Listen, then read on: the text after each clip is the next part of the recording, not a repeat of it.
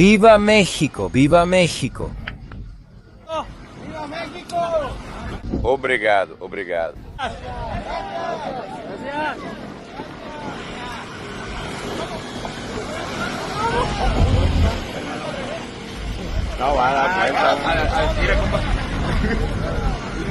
Obrigado.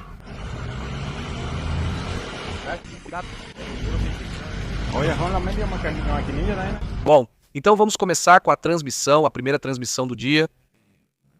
E então uma série de reações por parte da população, por parte das pessoas que aplaudem e agradecem aos soldados mexicanos por estarem combatendo o crime organizado e também por estarem recuperando as valas abertas que foram deixadas justamente pelo crime organizado, nesses bloqueios que eles têm feito. Com gritos de Viva México, aplausos, agradecimentos, enfim, algumas das reações que têm aparecido nas redes sociais. Bem, um tema evidentemente muito sério.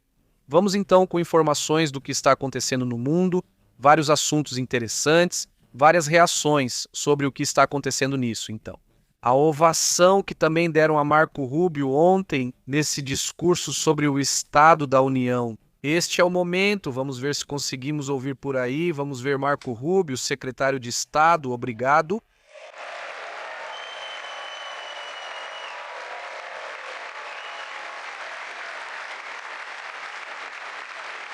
E é que provavelmente Marco Rubio seja uma das figuras, não só das mais relevantes que o presidente Trump já teve, mas possivelmente uma das que melhor operou, das que melhor conseguiu adaptar as estratégias que ele quer.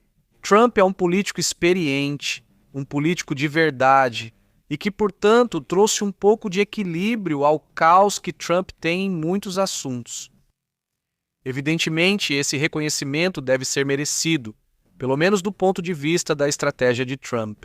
Evidentemente, agora vai ter quem concorde ou discorde, isso já é outro assunto, mas pelo menos do ponto de vista da estratégia que Trump quis adotar, pois é claro que ele é, de longe, a figura mais relevante que teve até o momento. Fora isso, aí sim já existem algumas dúvidas agora, porque nem mesmo Mike Johnson, nem mesmo o vice-presidente não, o secretário de comércio, também teve algumas falhas importantes aí. Outro assunto que também chamaram atenção nesses momentos que aconteceram ontem, nesse discurso do Estado da União, é esse momento bastante curioso e muito ao estilo de Trump. Vamos ouvir. Ninguém se levanta, essas pessoas são loucas, estou te dizendo, elas são loucas.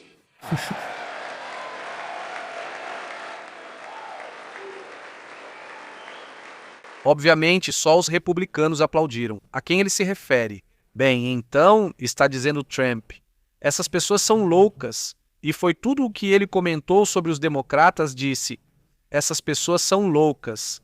E bem, isso também faz parte do estilo, vocês sabem, não é trumpiano, mas reparem no que está acontecendo em outros assuntos, né? E voltamos ao que é Estados Unidos. Mas chama a atenção que estão acontecendo movimentos importantes na questão da Ucrânia, estão surgindo assuntos bastante interessantes entre China e Rússia. Daqui a pouco vamos conversar também sobre essa situação, mas deixem-me contar o seguinte. As baixas e os abandonos, as saídas, não deserções que estão acontecendo no exército russo dispararam. Estão dizendo que está sendo forçada uma reestruturação desse conflito. Em plena guerra já há um desastre, desgaste. Ontem foram vistas em 40 cidades protestos contra a guerra lá na Rússia. 40 cidades diferentes, de acordo com o que está sendo relatado agora.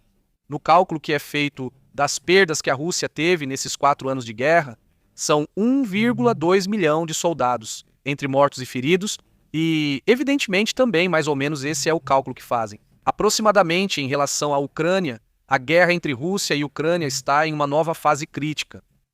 A maioria dos militares profissionais russos da invasão inicial já não está mais lá. Vamos dizer que não estão mais em seus postos, que já não existe uma reserva treinada preparada para um conflito. As baixas acumuladas, aproximadamente entre efetivos e mortos, são estimadas em 1.250 efetivos entre mortos e feridos. Estima-se que, desses, 325 mil seriam russos que teriam falecido e o restante seriam feridos e outros. Os números, portanto, evidentemente, também variam muito, dependendo se vêm da Ucrânia, da Rússia ou de outros institutos em outros países que também fazem suas próprias contagens. A cúpula militar liderada por Vladimir Putin estaria tolerando baixas muito altas diante deste conflito. Diante disso, houve um comentário muito forte ontem. Uma reação em que se dá a entender que a Rússia poderia estar pensando em usar armas nucleares. Agora vamos conversar sobre essa situação, evidentemente é algo muito sério. Mas fora isso, o que mais teria impactado é a questão econômica. Vamos conversar agora sobre qual é a estratégia que estão adotando e por que estão pensando em lançar armas atômicas. Qual é a reação da China em relação a tudo isso agora? A esses detalhes? De início, há duas coisas que estão preocupando neste momento, que é quando a Rússia quer fazer algo. Começa a te vender uma história. Antes começa a te vender o contexto das coisas. Algo está acontecendo, por isso eu tenho que reagir dessa maneira. Quero saber o que você pretende. Quero invadir a Ucrânia e tomar o território. O que posso vender para eles? Dizem que há alguns nazistas, mas também existem na Rússia. Não importa, você fala que tem nazistas, não sei o que mais, e que batem nos que falam russo, e com isso se vende uma história. Começam por um tempo a te vender essa história, até que depois dizem, não, tenho que invadir, não tem outro jeito. Agora estão começando a vender a história, na qual Londres, Inglaterra, Reino Unido e França estariam querendo mandar armas atômicas para a Ucrânia. O que isso quer dizer? Por que querem te vender essa história? Pois para poder usar armas atômicas e dizer, bom, é que eles queriam colocar armas atômicas e eu tive que mandar umas armas atômicas para a Ucrânia. Essa é a ideia. Agora, diante disso, os chineses colocaram um limite. Vejam, quem foi que saiu para dizer, olha, isso não pode se estender, não pode seguir por esse caminho. E a China diz, espera um pouco, não é assim, espera um pouco, eu também tenho inteligência. Eu também tenho análise. Na França e no Reino Unido, e não há nenhum indício, diz China. Não há nenhum indício de que estejam sendo enviadas armas atômicas. Quem diz isso é seu sócio, amigo e vizinho. Pequim responde aos rumores surgidos na Rússia e reafirma sua postura contra o uso de armas nucleares. Simplesmente essa é uma linha vermelha para a China, diz. Não se pode usar armas nucleares em uma guerra. Não quer ter uma guerra nuclear em um país que está muito perto da China. E se incluirmos a Rússia, é um país vizinho. A China respondeu oficialmente às acusações e rumores divulgados pela Rússia sobre uma suposta transferência de armas nucleares para a Ucrânia por parte da França e da Grã-Bretanha.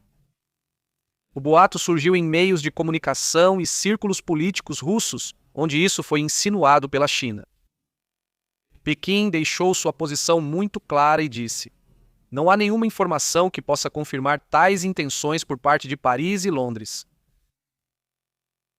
Esse tema, nesse assunto específico, coloca um limite e diz: olha, não se engane, não vá por esse caminho. Ou seja, a China não coloca um limite na guerra, coloca um limite na guerra nuclear. Essa é a parte que a China diz: não pode, é uma parte que não pode ser tocada. É muito importante que isso seja feito, porque se deixar crescer, daqui a pouco já estão lançando armas nucleares contra a Ucrânia. Isso vai detê-los? Não, mas ao menos vão pensar duas vezes.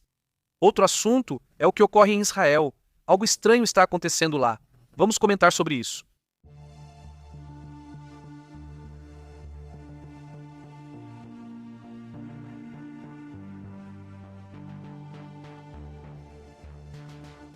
Há movimentos que chamam a atenção hoje em relação a Israel, e são movimentos dos Estados Unidos. O que está acontecendo em Israel?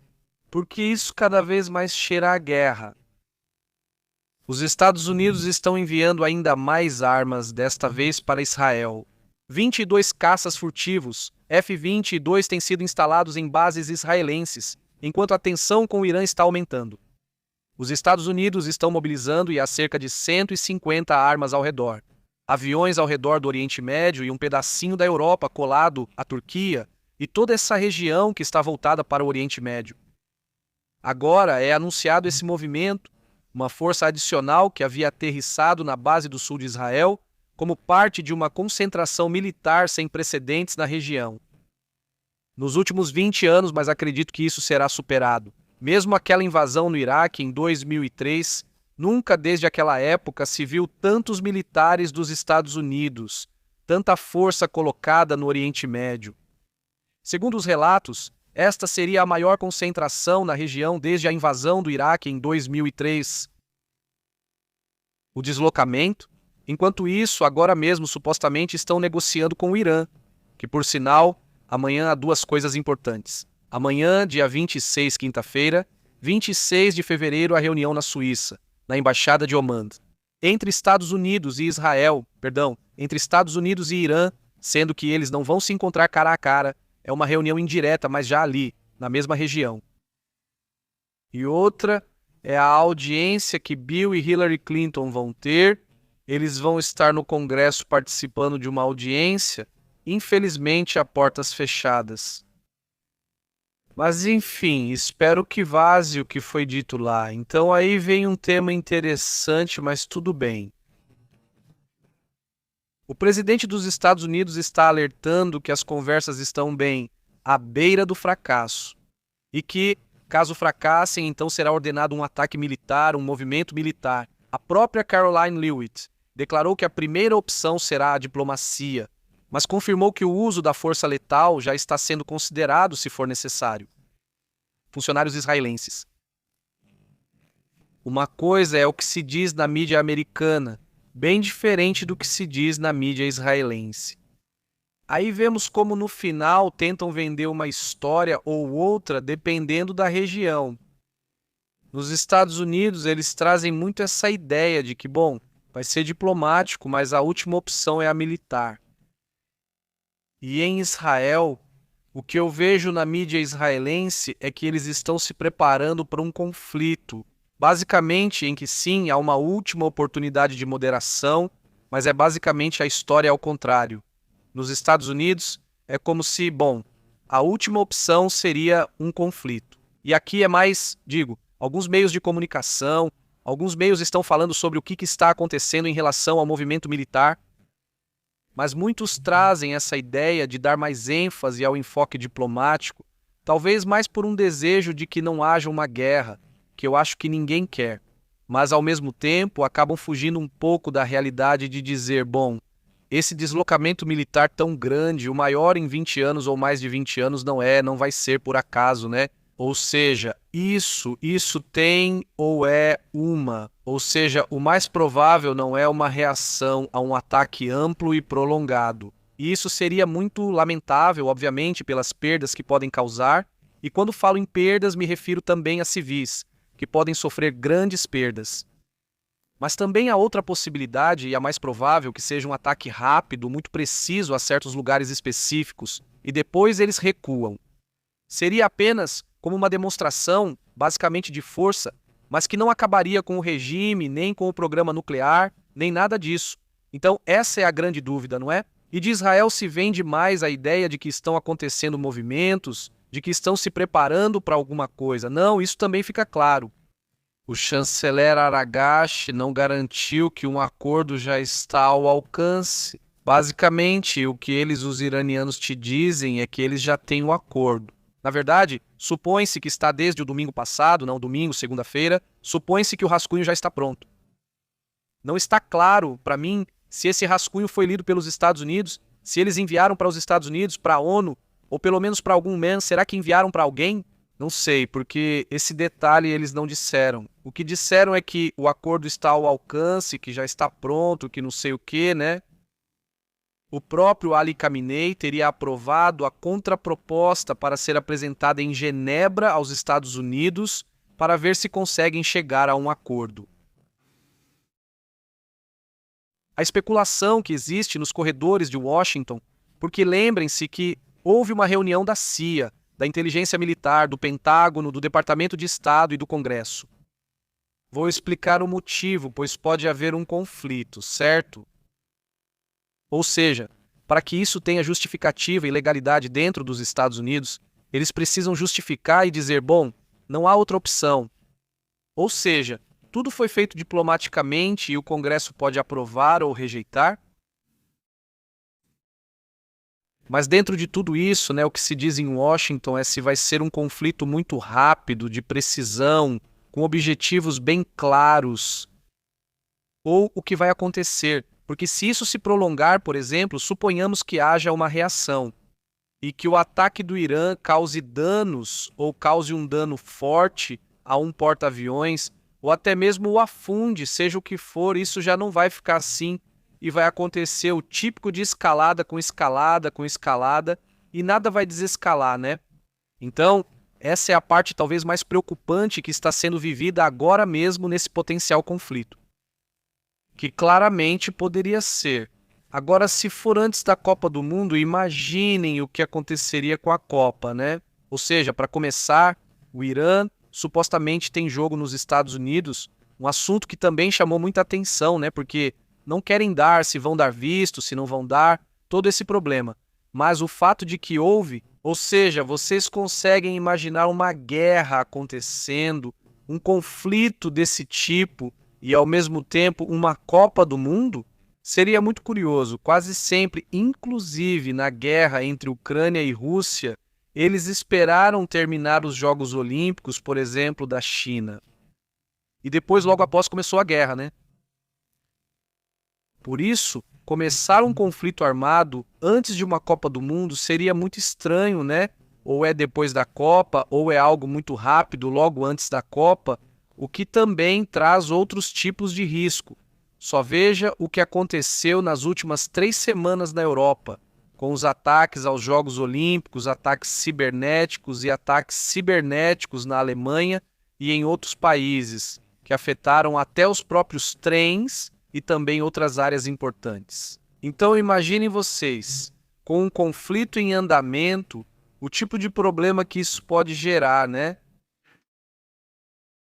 Isso. Aliás, a FIFA reagiu ao que estava acontecendo, no México, sobre a questão da insegurança e sobre o que estava acontecendo com esses movimentos contra o Estado mexicano, contra os cartéis.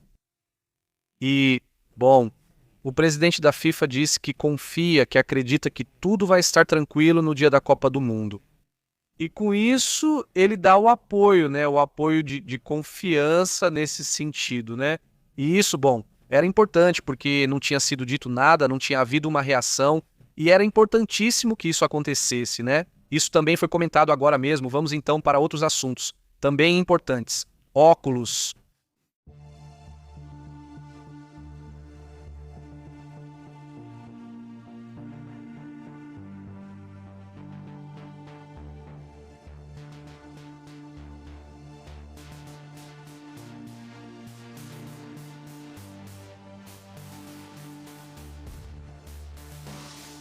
Bom, com certeza eles estão reportando. Neste momento está acontecendo um movimento de falta de registros dos arquivos Einstein, nas quais estariam incluídas a entrevista de uma acusadora contra o presidente dos Estados Unidos, Donald Trump. Aqui é onde as coisas ficam muito sérias, porque se acreditava ou se queria, na verdade, abafar todo esse assunto. Einstein até mesmo dizia, por parte da própria promotora, bom, isso já é passado. Vamos para outros assuntos importantes. E acabou, né? Mas está sendo revelado na mídia dos Estados Unidos que os documentos-chave, incluindo as declarações sobre as acusações contra Trump, não aparecem na publicação oficial do Departamento de Justiça. A polêmica em torno dos arquivos de Jeffrey Einstein volta novamente a ganhar força. Mais de 90 entrevistas, veja bem, 90 entrevistas do FBI não aparecem. Um registro de evidências entregue à defesa de Ghislaine Maxwell lista cerca de 325 entrevistas, formulários, etc., mas 90 não estão no portal público do Departamento de Justiça.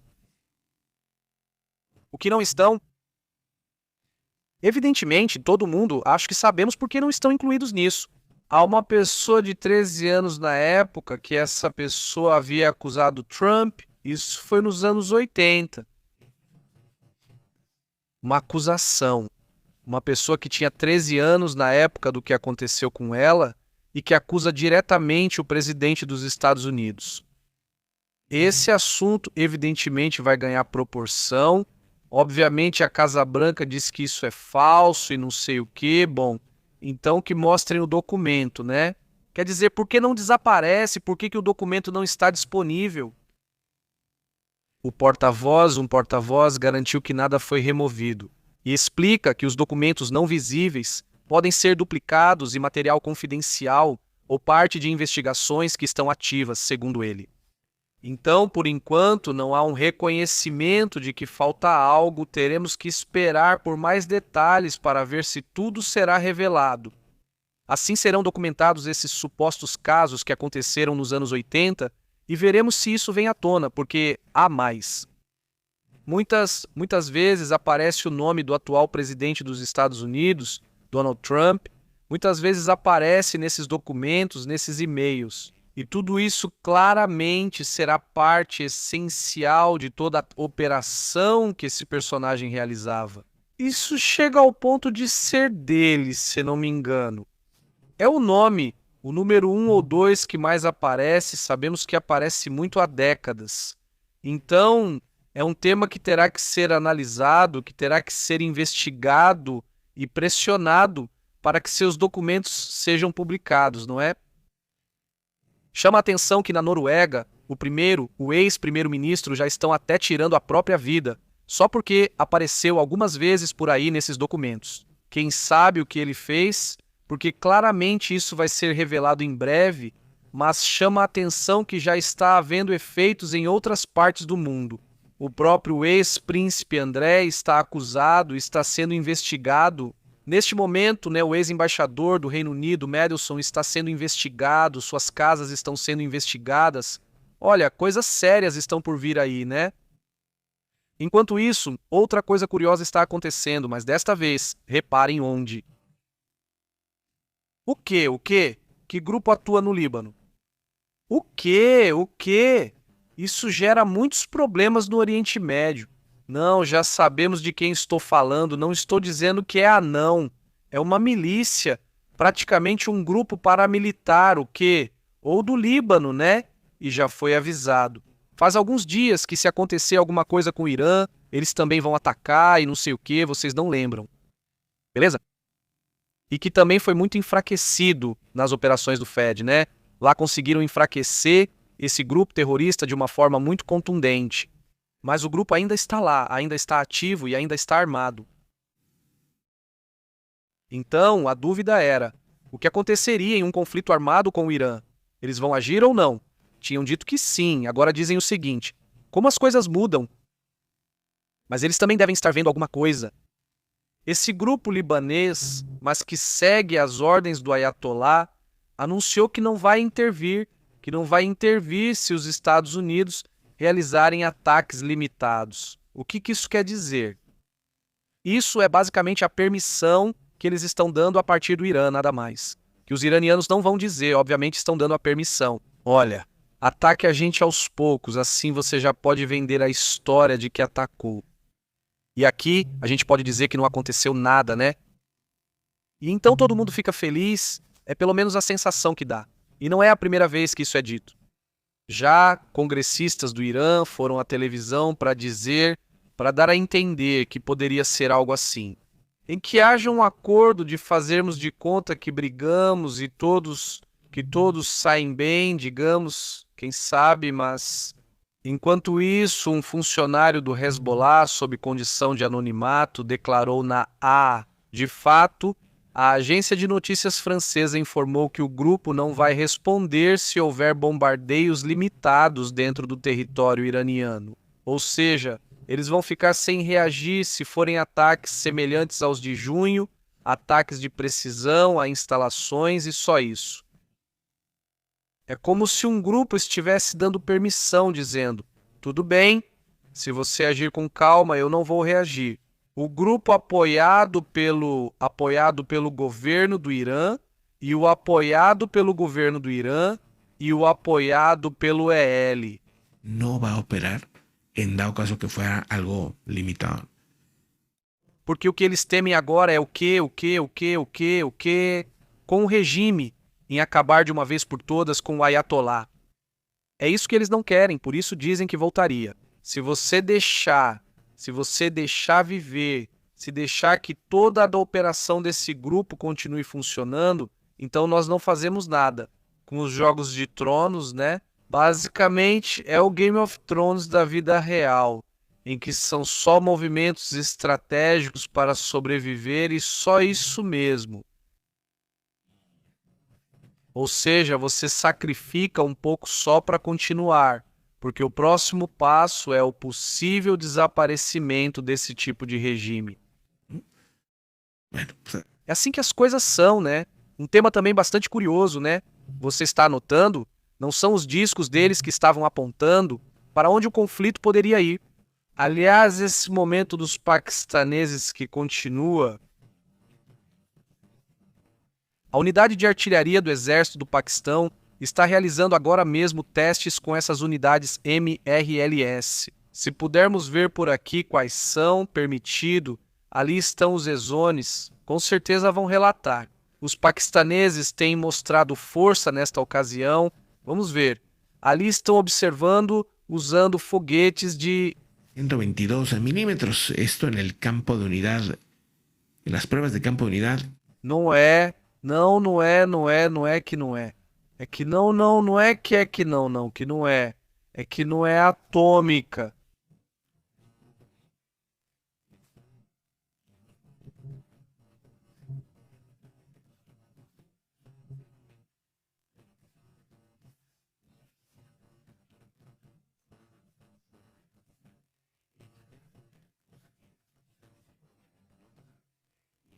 Los roces que ha habido en la India, esta misma Exercício seco. E foram atritos, embora os atritos da Índia fossem líquidos. E não se falou de nenhuma baixa até o momento, de nenhum lado, bem na fronteira. Mostramos o vídeo, ouviam-se tiros. Não eram para o alto, estavam atirando uns nos outros. Mas não sei, quer dizer não sei, porque essa parte não foi informada, então ficamos com essa dúvida. Vamos para outros assuntos, vamos rapidamente aos comentários.